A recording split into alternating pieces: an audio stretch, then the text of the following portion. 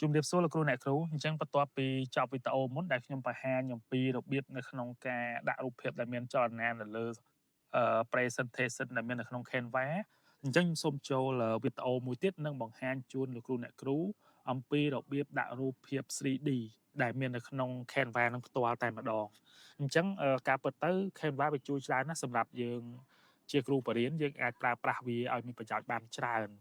ដូចជានៅពេលដែលយើងចង់បង្ហាញរូបភាពណាមួយដែលចង់បង្ហាញជុំវិញ360ដឺក្រេអីហ្នឹងគឺយើងអាចប្រើប្រាស់ Canva នៅក្នុងការជំនួយដល់ការបង្រៀនរបស់យើងបាន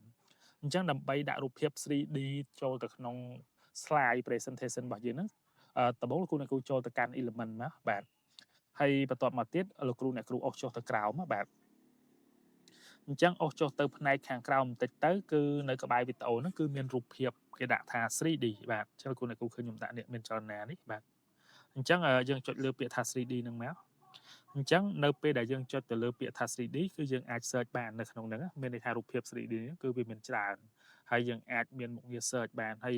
សម្រាប់ថ្មីតែម្ដងវាទើបតែដាក់ update ចូលគឺវាអាចឲ្យយើងផលិតជារូបភាព 3D ប៉ុន្តែខ្ញុំអត់ទាន់ច្បាស់នៅលើផ្នែកហ្នឹងដែរអញ្ចឹងហើយខ្ញុំអត់ទាន់បង្ហាញជូនលោកគ្រូអ្នកគ្រូទេអញ្ចឹងខ្ញុំសូមចូលទៅមើលរូបភាព 3D ណាមួយបាទដែលខ្ញុំចាប់អារម្មណ៍សិនបាទអញ្ចឹងខ្ញុំសូមចូលកន្លែង work and education អញ្ចឹងនៅពេលដែលខ្ញុំចូលទៅខ្ញុំទៅមើលរូបភាពណាមួយបាទដែលជាគំរូមួយសិនណាបាទឥឡូវខ្ញុំចូលទៅក្រោមសិនក៏លោកមានរូបភាពដែលពាក់ព័ន្ធជាមួយនឹងប្រធានបទណាមួយដែលខ្ញុំចាប់អារម្មណ៍បាទអញ្ចឹង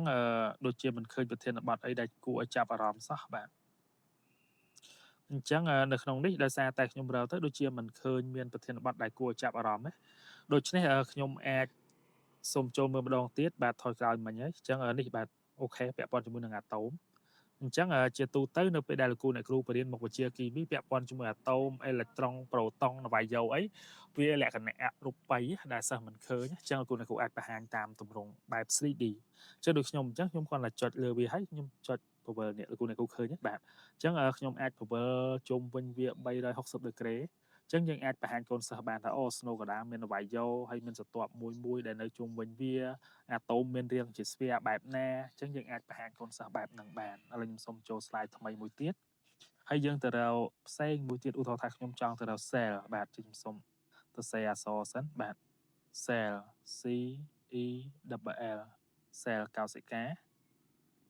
បាទអញ្ចឹងអូខេ cell membrane តែម្ដង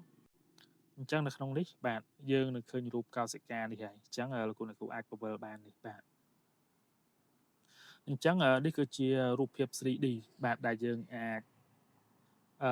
បង្ហាញកូនសិស្សបាទយើងមើលពវល់អីចឹងទៅបាទរូបភាពពាក់ព័ន្ធជាមួយនឹងក្រូម៉ូសូមបាទអញ្ចឹងខ្ញុំអាចបាទប្រើប្រាស់រូបភាពហ្នឹង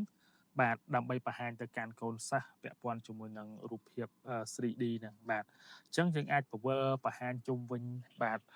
360ដឺក្រេនៅក្នុងរូបភាព 3D ហ្នឹងដែលនៅពេលដែលយើងដាក់ចូលធ្វើឲ្យការបរៀននឹងរៀនរបស់យើងហ្នឹងវាកាន់តែទំនើបជាងមុនបាទហើយមានភាពតាក់ទាញជាមួយនឹងសិស្សរបស់យើងបាទអញ្ចឹងដោយសារអ៊ីនធឺណិត slow មិញបាទអញ្ចឹងនៅកន្លែងនេះគឺខ្ញុំអាចបង្ហាញបានដូចជា neuron បាទអញ្ចឹងមានថាយើងអាចមើលបាទរូបភាពពាក់ព័ន្ធជាមួយនឹង neuron បានបាទអញ្ចឹងនៅក្នុងនេះខ្ញុំអាចពវល់បានណាបាទអញ្ចឹង